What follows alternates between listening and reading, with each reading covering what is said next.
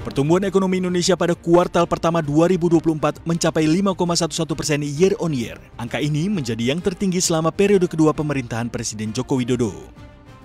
Adapun konsumsi rumah tangga dan investasi menjadi pendorong utama pertumbuhan ekonomi, yakni dengan kontribusi konsumsi rumah tangga mencapai 54,93% dengan pertumbuhan sebesar 4,91%. Konsumsi pemerintah terutama belanja barang terkait persiapan dan pelaksanaan dana pengawasan pemilu juga berperan signifikan dengan pertumbuhan mencapai 19,9%.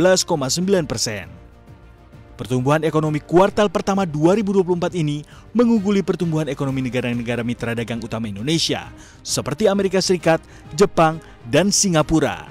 Meski begitu, pertumbuhan ekonomi Indonesia masih kalah dari China yang berada di 5,3% dan India di 7,3%.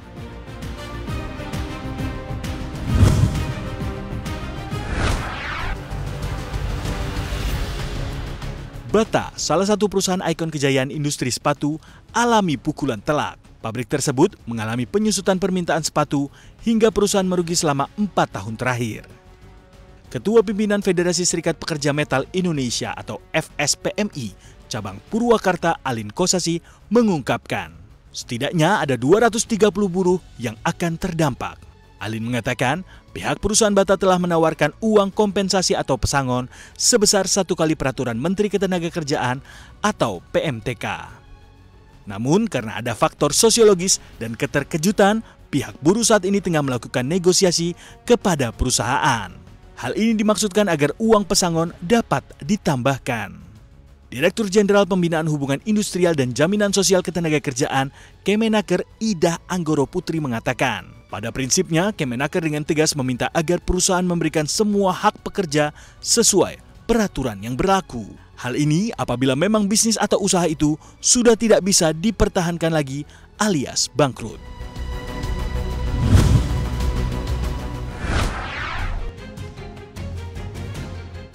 Jumlah pengangguran di Indonesia menurun pada Februari 2024 menjadi 7,2 juta orang dan menjadi tingkat terendah sejak era reformasi tahun 1997 yang sebesar 4,69 juta. Berdasarkan data Badan Pusat Statistik, jumlah penduduk usia kerja naik menjadi 214 juta orang, diikuti dengan peningkatan jumlah angkatan kerja menjadi 149,38 juta orang. Dari angka kerja tersebut, jumlah orang yang bekerja mencapai 142,18 juta orang. Meskipun jumlah angkatan kerja bertambah, tidak semua terserap di pasar tenaga kerja. Penurunan jumlah pengangguran mencapai 9,89% dibandingkan tahun sebelumnya. Penduduk yang bekerja terdiri dari pekerja penuh 93,27 juta orang, pekerja paruh waktu 36,8 juta orang, dan setengah pengangguran 12,11 juta orang.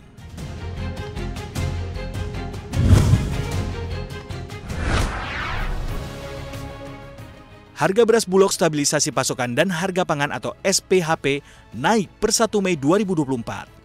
Harga eceran tertinggi atau HET naik menjadi 12.500 per kilogram dari sebelumnya 10.900 per kilogram. Kenaikan harga ini disebabkan oleh penyesuaian biaya produksi atau input beras di petani yang semakin mahal, termasuk kenaikan harga sewa lahan, pupuk, dan biaya tenaga kerja. Kepala Badan Pangan Nasional Arief Prasetyo Adi mengatakan, penyesuaian harga dilakukan untuk menjaga keberlangsungan petani di Indonesia dengan tetap menjaga ketersediaan pasokan dan menghindari kerugian bagi petani.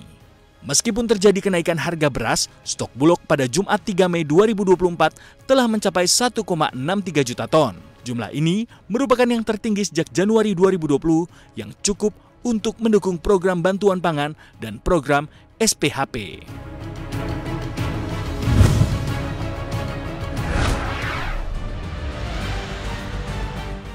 Maskapai Australia Qantas Airways setuju untuk membayar denda sebesar 100 juta dolar Australia atau sekitar 1,05 triliun rupiah. Hal ini dilakukan sebagai penyelesaian atas tuntutan hukum yang menyebut maskapai ini menjual secara ilegal ribuan tiket untuk penerbangan yang dibatalkan.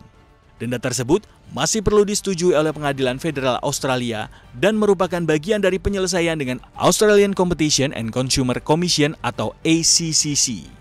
Sebagai bagian dari penyelesaian, Qantas akan memulai program remediasi tambahan sebesar 20 juta dolar Amerika Serikat bagi penumpang yang terkena dampak pembatalan, dengan setiap pelanggan yang terdampak menerima pembayaran antara 225 dolar Australia hingga 450 dolar Australia.